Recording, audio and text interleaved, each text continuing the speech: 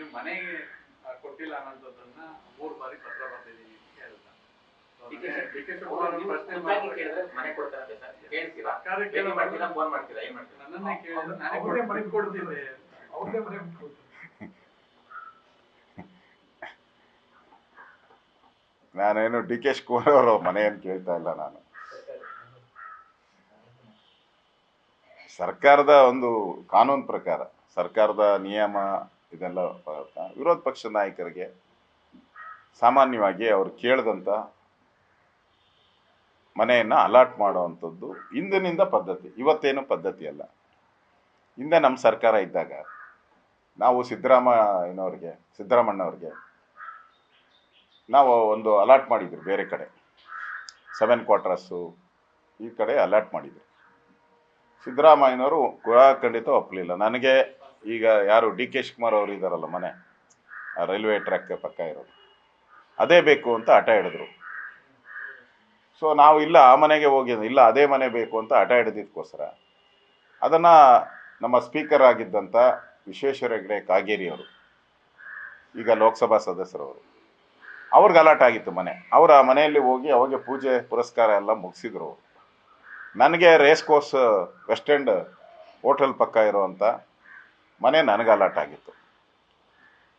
So ಅವತ್ತು ನಮ್ಮ ಸರ್ಕಾರ, ನಾನು ಕೂಡ ಈಗ ಸಿದ್ದರಾಮಯ್ಯನವರು ವಿರೋಧ ಪಕ್ಷದ ನಾಯಕರಾಗಿರೋದ್ರಿಂದ ನಾವು ಅವ್ರಿಗೆ ಗೌರವ ಕೊಡಬೇಕು ಅನ್ನೋ ದೃಷ್ಟಿಯಿಂದ ನಾನು ನನಗೆ ಅಲಾಟ್ ಆಗಿದ್ದಂಥ ಮನೆ ನಾನು ಹೋಗಿ ರಿಪೇರಿ ಅವೆಲ್ಲ ಏನಿದೆ ಅವೆಲ್ಲ ಮಾಡಿದ್ರು. ಅವಾಗ ರಿಪೇರಿ ಎಲ್ಲ ಮಾಡಿ ಪೂಜೆ ಎಲ್ಲ ಆಗಿತ್ತು.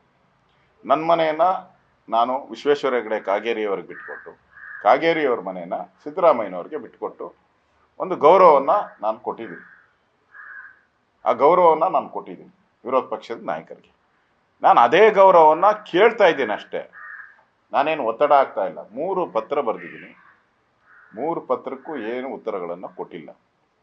ನಾವು ಕೊಟ್ಟಿದ್ದೀರಿ, ನಮಗೆ ನಿಮ್ಗೆ ಗೌರವ ಕೊಡಬೇಕು ಅಂತ ನಾವು ನಿಮಗೆ ಮನೆಯನ್ನು ನಮ್ಗೆ ಅಲಾಟ್ ಆಗಿದ್ದ ಮನೆಯನ್ನು ನಿಮ್ಗೆ ಬಿಟ್ಕೊಟ್ಟಿದ್ದೀವಿ.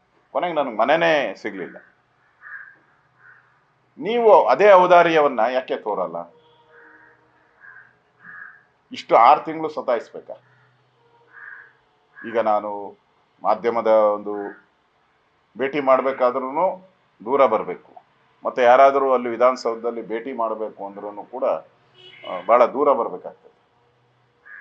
ಆ ದೃಷ್ಟಿಯಿಂದ ಕನ್ವೀನಿಯೆಂಟ್ ಆಗೋ ದೃಷ್ಟಿಯಿಂದ ಬರೋವಂಥ ಶಾಸಕರಿಗೆ, ಜನಗಳಿಗೆ, ಮಾಧ್ಯಮದವ್ರು ಬರ್ತಾರೆ, ಅವ್ರಿಗೆ ಕನ್ವೀನಿಯೆಂಟ್ ಆಗುವಂಥ ದೃಷ್ಟಿಯಿಂದ ನಾನು 3 ಚಾಯ್ಸ್ ಕೇಳಿದ್ದೀನಿ. ಬರೀ ಡಿ ಕೆ ಶಿವಕುಮಾರ್ ಒಂದೇ ಒಂದು ಮನೆಯನ್ನು ನಾನು ಕೇಳಿಲ್ಲ, 3 ಚಾಯ್ಸ್ ಕೊಟ್ಟಿದ್ದೀನಿ ನಾನು. 3 ಚಾಯ್ಸು.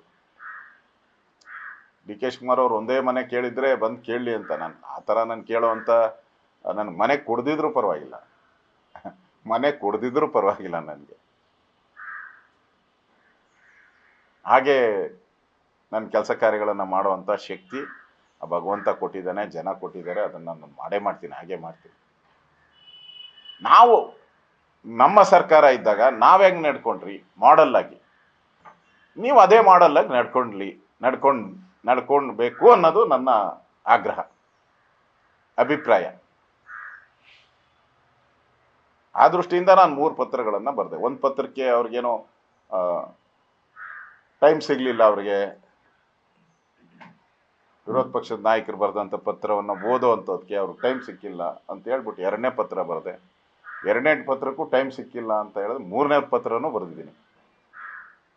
3 ಪತ್ರಕ್ಕೂ ಅವ್ರಿಗೆ ಸಮಯ ಮಾಡ್ಕೊಂಡು ಬಿಡುವು ಮಾಡ್ಕೊಂಡು, ಮುಖ್ಯಮಂತ್ರಿಗಳು ಮತ್ತು ಚೀಫ್ ಸೆಕ್ರೆಟರಿ ಬಿಡುವು ಮಾಡ್ಕೊಂಡು ಪತ್ರ ಓದಿ ಅದರ ಪ್ರಕಾರ ನನಗೆ ಏನು ನಿಯಮದಲ್ಲಿ ಏನು ಅವಕಾಶ ಇದೆ ಅಷ್ಟು ಮಾಡಿಕೊಡಿ ಅಷ್ಟೇ. ನಿಯಮ ಬಿಟ್ಟು ನಾನೇನು ಕೇಳಲ್ಲ, ನಿಯಮದಲ್ಲಿ ಏನು ಅವಕಾಶ ಇದೆ ಮಾಡಿಕೊಡಿ. ನ್ಯೂಸ್ ಫಸ್ಟ್, ನಿರ್ಭೀತಿಯಿಂದ ನಿಮ್ಮ ಪರವಾಗಿ.